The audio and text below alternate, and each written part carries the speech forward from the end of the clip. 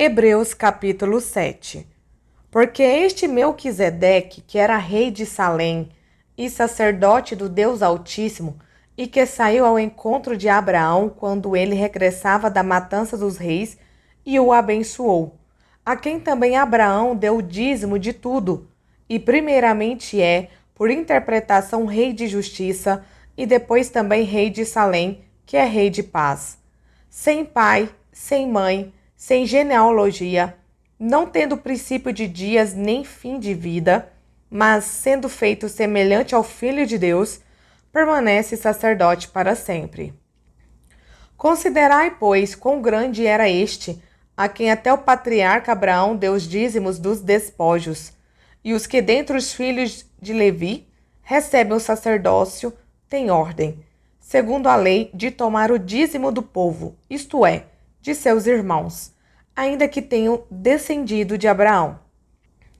Mas aquele cuja genealogia não é contada entre eles tomou dízimos de Abraão e abençoou o que tinha as promessas. Ora, sem contradição alguma, o menor é abençoado pelo maior. E aqui certamente tomam dízimos homens que morrem.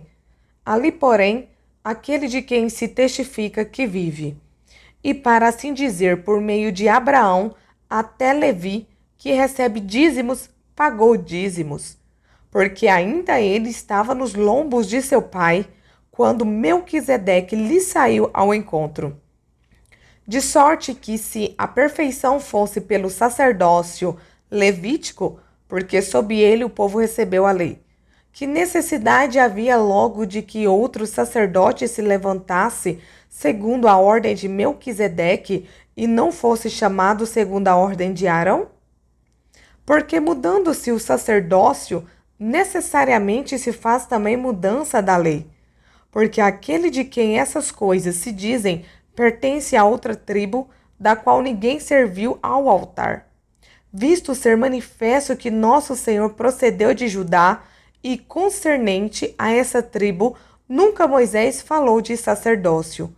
E muito mais manifesto é ainda se, a semelhança de Melquisedeque, se levantar outro sacerdote, que não foi feito segundo a lei do mandamento carnal, mas segundo a virtude da vida incorruptível.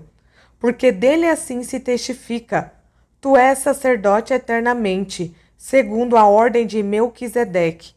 Porque o precedente mandamento é abrogado por causa da sua fraqueza e inutilidade, pois a lei nenhuma coisa aperfeiçoou. E desta sorte é introduzida uma melhor esperança pela qual chegamos a Deus, e visto como não é sem prestar juramento. Porque certamente aqueles sem juramento foram feitos sacerdotes, mas este com juramento por aquele que lhe disse: jurou o Senhor e não se arrependerá. Tu és sacerdote eternamente segundo a ordem de Melquisedeque. De tanto melhor concerto, Jesus foi feito fiador. E, na verdade, aqueles foram feitos sacerdotes em grande número, porque pela morte foram impedidos de permanecer. Mas este, porque permanece eternamente, tem um sacerdócio perpétuo.